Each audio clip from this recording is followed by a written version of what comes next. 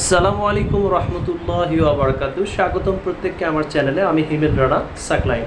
প্রিয় শিক্ষার্থী বন্ধুরা, আজকে উপস্থিত হয়েছি ষষ্ঠ শ্রেণী ভগ্নাংশের খেলা পাঠ্য বই পৃষ্ঠা 105-এর 3 নং প্রশ্নের সমাধান করে দেব। তাহলে শুরু করছি। প্রিয় শিক্ষার্থীরা, 3 নং প্রশ্নটি হলো, নিচের 4 জোড়া ভগ্নাংশের মধ্যে কোনটি বড় এবং কোনটি ছোট খুঁজে বের করো। তার মানে তোমাদের পাঠ্য বই পৃষ্ঠা 105-এ 4 জোড়া ভগ্নাংশ দেওয়া আছে। এখন এই 4 জোড়া ভগ্নাংশের মধ্যে প্রতি জোড়ার মধ্যে কোন ভগ্নাংশটি বড় এবং কোন ভগ্নাংশটি ছোট তা আমাদের খুঁজে বের করে দেখাইতে হবে। বলছে যে নিচের 4 জোড়া ভগ্নাংশের মধ্যে কোনটি বড় এবং কোন ভগ্নাংশটি অর্থাৎ কোনটি ছোট খুঁজে বের করো। তাহলে শুরু করছি। তো প্রিয় শিক্ষার্থীরা, তবে একটু বলে রাখি যে এর পূর্বে আমরা যে ক্লাস করেছিলাম বা আমি যে ক্লাস দিয়েছিলাম সেই ক্লাসের মধ্যে সমহর বিশিষ্ট ভগ্নাংশ ছিল। তো সমহর বিশিষ্ট ভগ্নাংশের ক্ষেত্রে কোন ভগ্নাংশটি বড় বা ছোট তা কিন্তু খুব সহজে বলা যেত, এবং সমলব বিশিষ্ট ভগ্নাংশের ক্ষেত্রেও বলা যেত। কিন্তু এই ভগ্নাংশ দুটি হচ্ছে ভিন্ন হর বিশিষ্ট ভগ্নাংশ। তো ভিন্ন হর বিশিষ্ট ভগ্নাংশের ক্ষেত্রে আমাদের কিভাবে বড় ছোট নির্ণয় করতে হয় তা নিয়ে আজকে আলোচনা করব। তাহলে আমি শুরু করছি। প্রথমে আমরা ভগ্নাংশ দুটিকে লিখব 10-এর 3 এবং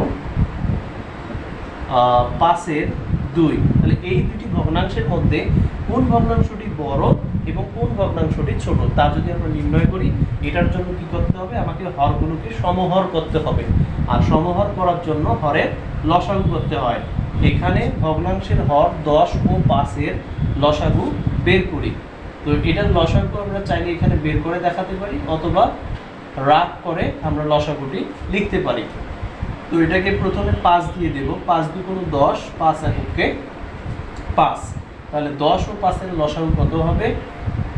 5। বা আমরা লিখতে পারি ডাইরেক্ট যে অতএব লসাগু সমান 2 × 5 সমান 5 × 2 = 10। তার মানে 5 এবং 10-এর লসাগু হচ্ছে 10। তো এটাকে সমহর করার জন্য এখন যে কাজটি করতে হবে, যে আমরা লসাগু যেটা পাইলাম ওই লসাগুটাকে কি করতে হবে? প্রথম ভগ্নাংশের হর দিয়ে ভাগ দিতে হবে। তাহলে প্রথম ভগ্নাংশের হর কত? প্রথম ভগ্নাংশের হর হচ্ছে 10। তাহলে আমরা 10-কে যদি 10 দ্বারা ভাগ করি তাহলে ভাগফল পাবো 1। অর্থাৎ যে ভাগফলটা আমরা পাইলাম সেই ভাগফল দ্বারা প্রথম ভগ্নাংশের লব এবং হরকে গুণ দিতে হবে। অর্থাৎ প্রথম ভগ্নাংশটি হচ্ছে 10-এর 3। এখন আমাকে কি করতে হবে? এই যে লসাগু 10-কে আমরা যে প্রথম ভগ্নাংশের হর 10 দিয়ে ভাগফল 1 পাইলাম, এই 1 দ্বারা ভগ্নাংশের লব এবং হরকে, লবকেও আমরা 1 দ্বারা গুণ দেব, 10-কেও আমরা 1 দ্বারা গুণ দেব। 3 এককে 3, 10 এককে 10। এরপরে সেম ওয়েতে যতটি ভগ্নাংশ থাকবে এই কাজগুলো কিন্তু এইভাবেই করতে হয়। তো এখানে যেহেতু আমাদের জোড়া ভগ্নাংশ, সেহেতু আমরা আরেকটি কাজ করব, যে অতএব আবারও আমরা লসাগুটাই লিখব। লসাগু 10 ভাগ দ্বিতীয় ভগ্নাংশের হর। দ্বিতীয় ভগ্নাংশের হর হচ্ছে 5। তাহলে আমরা 10-কে যদি 5 দ্বারা ভাগ দিই তাহলে ভাগফল কত আসবে? ভাগফল আসবে 2। 5 × 2 = 10। আমরা যে ভাগফলটি পাইলাম এই ভাগফল দ্বারা এখন কি করব? দ্বিতীয় ভগ্নাংশের লব এবং হরকে গুণ দেব। তার আগে আমরা দ্বিতীয় ভগ্নাংশটি লিখব। দ্বিতীয় ভগ্নাংশটি লিখলাম। লেখার পরে দ্বিতীয় ভগ্নাংশের লবকেও 2 দ্বারা গুণ, হরকেও 2 দ্বারা গুণ। গুণ করার পর এখন যদি আমরা ক্যালকুলেশন করি, 2 × 2 = 4, 5 × 2 = 10। তাহলে আমরা কি পেলাম? এখানে দেখো, প্রথম ভগ্নাংশে আমরা 10-এর 3 পেয়েছি, দ্বিতীয় ভগ্নাংশে আমরা 10-এর 4 পেয়েছি। তার মানে হচ্ছে আমরা জোড়া ভগ্নাংশ দুটিকে, অর্থাৎ এক জোড়া ভগ্নাংশ, অর্থাৎ এই ভগ্নাংশ এবং এই ভগ্নাংশকে সমহর করতে পেরেছি। এখন কিন্তু আমরা খুব সহজে বলতে পারি যে এই ভগ্নাংশ দুটি হচ্ছে সমহর বিশিষ্ট ভগ্নাংশ। আর সমহর বিশিষ্ট ভগ্নাংশের ক্ষেত্রে যে ভগ্নাংশের লব বড় সেই ভগ্নাংশটি বড়। তাহলে 10-এর 4, 10-এর 3, তাহলে 10-এর 3-এর চেয়ে 10-এর 4 বড়। বুঝতে পেরেছো? তাহলে এটাকে আমরা কিভাবে খুব সহজে লিখতে পারবো? এটাকে আমরা খুব সহজে লিখতে পারবো যে 10-এর 3 এর চেয়ে 10-এর 3 এর চেয়ে 10-এর 4 বড়। 10-এর 3 এর চেয়ে 10-এর 4 বড়। অর্থাৎ তাহলে আমরা খুব সহজে লিখতে পারবো 10-এর 3 বলতে কোন ভগ্নাংশটিকে বোঝাচ্ছে? 10-এর 3 বলতে 10-এর 3কেই বোঝাচ্ছে, তাই না? আবার 10-এর 4 বলতে কোন ভগ্নাংশকে বোঝাচ্ছে? 5-এর 2কে বোঝাচ্ছে। তার মানে হচ্ছে যে 10-এর 3-এর চেয়ে 5-এর 2 বড়। 10-এর 3-এর চেয়ে 5-এর 2 বড়। তাহলে এটাকে আমরা বলতে পারি 10-এর 3 লেস দ্যান 5-এর 3, অর্থাৎ 10-এর 3-এর চেয়ে 5-এর 3 বড়। তো এটি হচ্ছে আমাদের নির্ণীয় অ্যান্সার। তাহলে আমরা খুব সহজে বলতে পারলাম যে নিচের 4 জোড়া ভগ্নাংশের মধ্যে কোনটি বড়, অর্থাৎ এই যে এক জোড়া, এই জোড়াটার মধ্যে কোনটি বড়, অর্থাৎ 10-এর 3-এর চেয়ে 5-এর 3 বড়, এবং কোনটি ছোট। কোনটি ছোট বলতে বোঝাচ্ছে যে 5-এর 3-এর চেয়ে 10-এর 3 ছোট। বুঝতে পেরেছো? আশা করি তোমরা সকলে বুঝতে পেরেছো। তো এখনই আমরা সমাধান করব দ্বিতীয় জোড়া 9-এর 5 এবং 7-এর 4। তো প্রিয় শিক্ষার্থীরা, এবারে আমরা দ্বিতীয় জোড়া ভগ্নাংশের মধ্যে দেখব কোন ভগ্নাংশটি বড় এবং কোন ভগ্নাংশটি ছোট। তো এখানে ভগ্নাংশের হর, এই ক্ষেত্রে ভগ্নাংশের হর দেখো 9 এবং এই ভগ্নাংশের হর হচ্ছে 7। তাহলে 9 এবং 7-এর লসাগু বের করি, বা যখন আমরা জানি যে কোনো ভগ্নাংশের হরের যদি লসাগু করা না যায় তাহলে সেই হরগুলোকে কী করতে হয়? গুণ করতে হয়। 7 এবং 9 এবং 7-এর যেহেতু লসাগু করা যাচ্ছে না, সেহেতু আমরা যদি 9 এবং 7-এর লসাগু করি তাহলে লসাগু করা যাবে না। তখন আমরা কী করব? 7 এবং 9কে গুণ করব। 7 লং 63। এক্ষেত্রে আমাদের ডাইরেক্ট লসাগু লেখা যাবে 7 লং 63। তাহলে আমাদের লসাগু কত? আমাদের লসাগু হচ্ছে 63। এখন আমরা কাজ করব যে লসাগু আমরা পাইলাম, এই লসাগুকে কী করব? লসাগুকে প্রথম ভগ্নাংশের হর দিয়ে ভাগ দেব। তো 9 দ্বারা যদি আমরা 63কে ভাগ করি তাহলে ভাগফল কত আসবে? 7 লং 63। তাহলে আমরা ভাগফল পেলাম কত? 7। এই 7 দ্বারা প্রথম ভগ্নাংশের লব এবং হরকে আমরা গুণ করব। আমরা 5কেও 7 দ্বারা গুণ দেব, 9কেও 7 দ্বারা গুণ দেব। গুণ করার পর আমরা গুণ করব 5 7 35 এবং 7 লং 63। এরপরে আবারও আমরা 63 লিখব। 63 ভাগ দ্বিতীয় ভগ্নাংশের হর। তাহলে দ্বিতীয় ভগ্নাংশের হর দিয়ে যদি ভাগ করি তাহলে 7 লং 63 পাবো। এখন 7 লং 63 ভাগফল পেলাম। এই ভাগফল দ্বারা আমি এখন কি করব?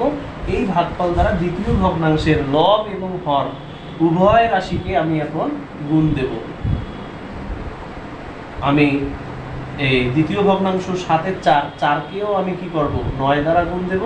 7কেও আমি 9 দ্বারা গুণ দেব। 4 লং কত? 4 লং হচ্ছে 36 এবং 7 লং হচ্ছে 63। দেখো দুটি ভগ্নাংশের হর কিন্তু আমি একই করতে পেরেছি, তাই না? তার মানে হচ্ছে আমি এই ভগ্নাংশ 9-এর 5 এবং 7-এর 4কে আমি সমহর বিশিষ্ট ভগ্নাংশে প্রকাশ করলাম। এখন আমি খুব সহজে বলতে পারবো কোন ভগ্নাংশটি বড় এবং কোন ভগ্নাংশটি ছোট। তো 63-র 36 এবং 63-র 35, তাহলে এই ভগ্নাংশ দুটির মধ্যে এই লবটি বড়, এই লবটি ছোট। তার মানে হচ্ছে এই ভগ্নাংশটি বড় এবং এই ভগ্নাংশটি হচ্ছে ছোট। আমি খুব সহজে বলতে পারবো যে অতএব আমি বলতে পারবো যে 63-র 35 অপেক্ষা 63-র 36 বড়। তার মানে 63-র 35 লেস দ্যান 63-র 36, বা 63-র 35 ক্ষুদ্রতর 63-র 36। এটা আমরা কিন্তু লিখতে পারবো। তো এই ভগ্নাংশ দুটি থেকে আমরা এখন যেটা লিখবো সেটা হচ্ছে যে এই যে 63-র 35 এটি কোন ভগ্নাংশ? 63-র 35 হচ্ছে এটি 9-এর 5 অংশ। তাহলে 9-এর 5 অংশ থেকে 7-এর 4 অংশ কি হবে? বড়, যেহেতু 63-র 35 থেকে 63-র 36 বড়। তাহলে 63-র 35 বলতে 9-এর 5, আর 63-র 36 বলতে 7-এর 4কে বোঝাচ্ছে, তাই না? সেহেতু আমি বলতে পারবো যে অর্থাৎ 9-এর 5 ক্ষুদ্রতর 7-এর 4। তার মানে 9-এর 5 অপেক্ষা 7-এর 4 বড়। এটি হচ্ছে আমাদের নির্ণীয় অ্যান্সার। প্রিয় শিক্ষার্থীরা, 3 নং জোড়াটি হলো 9-এর 4 এবং 3-এর 2। তাহলে এটাকে আবারও আমরা করব, সমহর করার জন্য 9 এবং 3-এর লসাগু করব। তাহলে 9 এবং 3-এর লসাগু বের করি। তাহলে 9 3 এর লসাগু কত হবে? 3 3 9, 3 কে 3। তাহলে আমরা লসাগু কত পাবো? লসাগু সমান 3 গুণন 3 সমান 3 3 9। তার মানে 9 এর 4 এবং 3 এর 2 ভগ্নাংশের হর 9 এবং 3 এর লসাগু হচ্ছে 9। তো এটাকে আমরা সমহর বিশিষ্ট ভগ্নাংশে প্রকাশ করব। 9 ভাগ, অতএব 9 ভাগ প্রথম ভগ্নাংশের হর 9 এককে 9। তাহলে ভাগফল আমি 9 পাইলাম। অতএব ভগ্নাংশটি হচ্ছে 9 এর 4। এখন আমি কি করব? লবকেও 1 দ্বারা গুণ করব, হরকেও আমি 1 দ্বারা গুণ করব। 4 এককে 4, 9 এককে 9। এরপরের যে ভগ্নাংশটি হচ্ছে 9 ভাগ দ্বিতীয় ভগ্নাংশের হর হচ্ছে কত? হর হচ্ছে 3। তাহলে 3 3 9। ভাগফল আমি কত পেলাম? ভাগফল আমি 3 পাইলাম। এখন এই 3 দ্বারা এই দ্বিতীয় ভগ্নাংশের লব এবং হরকে আমি কি করব? 3 দ্বারা গুণ করব। লবকেও 3 দ্বারা গুণ, হরকেও 3 দ্বারা গুণ। তো 3 দুগুণ কত? 3 দুগুণ 6 আর 3 3 9। দেখো আবারও কিন্তু আমাদের সমহর বিশিষ্ট ভগ্নাংশে প্রকাশ হয়ে গেল। এখন এই সমহর বিশিষ্ট ভগ্নাংশে দেখো 9 এর 6 এবং 9 এর 4। তাহলে 9 এর 6 9 এর 4 অপেক্ষা বড়, যেহেতু আমরা জানি যে সমহর বিশিষ্ট ভগ্নাংশের ক্ষেত্রে যে ভগ্নাংশের হর লব বড়, যে ভগ্নাংশের লব বড় সেই ভগ্নাংশটাই বড়।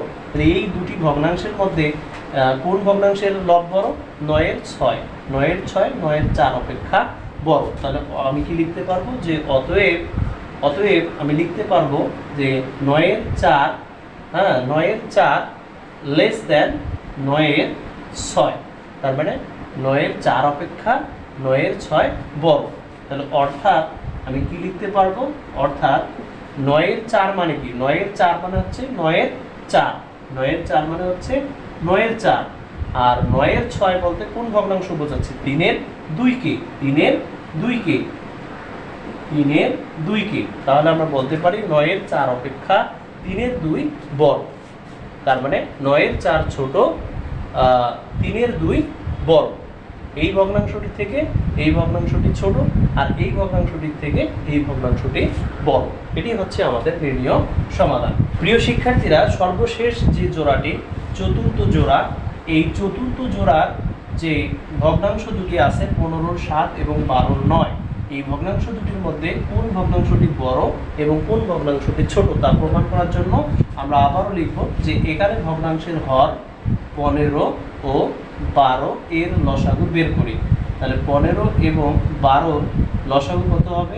3 5 15, 3 4 12। তাহলে লসাগু কত? অতএব লসাগু সমান হচ্ছে 3 গুণন 4 গুণন 5। 3 4 12, 5 12 60। তার মানে আমার লসাগু হচ্ছে কত? লসাগু হচ্ছে 60। তো এখন আমি কি করব? এই লসাগু 60 কে প্রথম ভগ্নাংশের হর 15 দ্বারা ভাগ করব। তাহলে 60 কে যদি আমি 15 দ্বারা ভাগ করি তাহলে 4 15 কত হবে? 4 15 60। এই 4 দ্বারা এখন আমি এই প্রথম ভগ্নাংশের লব এবং হরকে কি করব? গুণ করব। লবকেও আমি 4 দ্বারা গুণ দেব, হরকেও আমি 4 দ্বারা গুণ দেব। তাহলে গুণ করলে কত হবে? 4 7 28 এবং 4 15 60। সেম ভাবে আবারও আমি লসাগু 60 কে দ্বিতীয় ভগ্নাংশের হর 12 দিয়ে ভাগ দেব। তাহলে 12 দিয়ে যদি আমি 60 কে ভাগ করি তাহলে কত হবে? 5 12 60। 5 12 60। তাহলে এই 5 দ্বারা এখন আমি কি করব? এই ভগ্নাংশের লব এবং হরকে গুণ দেব। তাহলে দ্বিতীয় ভগ্নাংশ হচ্ছে আমার 12 9। তাহলে 12 9 লব 9 কেও আমি 5 দ্বারা গুণ দেব, হর 12 কেও আমি 5 দ্বারা গুণ দেব। তাহলে গুণ করলে কত হবে? 5 9 45 হবে এবং 5 12 60 হবে। 5 12 কত হবে?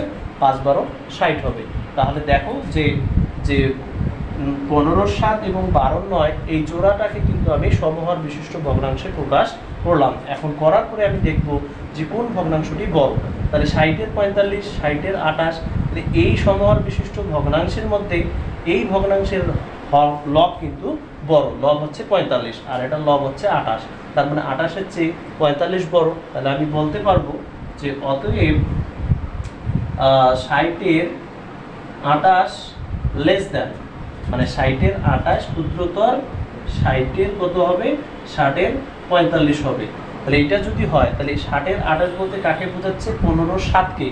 তাহলে 15/7 বলতে আমরা বুঝতেছি 60-এর 60 ভাগের 28 ভাগ, এই ভগ্নাংশটা আমরা কোন ভগ্নাংশ থেকে পেয়েছি, 15/7 থেকে পেয়েছি। তাহলে এই জায়গায় আমরা লিখব 15/7, 15/7 লেস দ্যান বা ক্ষুদ্রতর। 60-এর 45 আমরা কোন ভগ্নাংশ থেকে পেয়েছি, 12/9 থেকে, 12/9 থেকে। তাহলে খুব সহজে আমরা প্রমাণ করতে পারলাম যে 15/7 অপেক্ষা 12/9 বড়। তো প্রিয় শিক্ষার্থীরা, আজকের ক্লাসটি খুবই সহজ ছিল, তুলনামূলক খুবই ইজি ছিল। তো আশা করি তোমরা যদি শুরু থেকে শেষ পর্যন্ত ক্লাসটি দেখো তাহলে তোমাদের বুঝতে সমস্যা হবে না। আমি সর্বোচ্চ চেষ্টা করে যাই যে তোমাদের প্রত্যেকটা গণিতের প্রত্যেকটা সমস্যাকে সমাধান করে দেওয়ার জন্য, যাতে তোমাদের বুঝতে কোথাও সমস্যা না হয়। তো ভালো থাকবে, সুস্থ থাকবে। পরবর্তী ক্লাস দেখার আমন্ত্রণ জানিয়ে এখানেই ক্লাস শেষ করছি। আল্লাহ হাফেজ।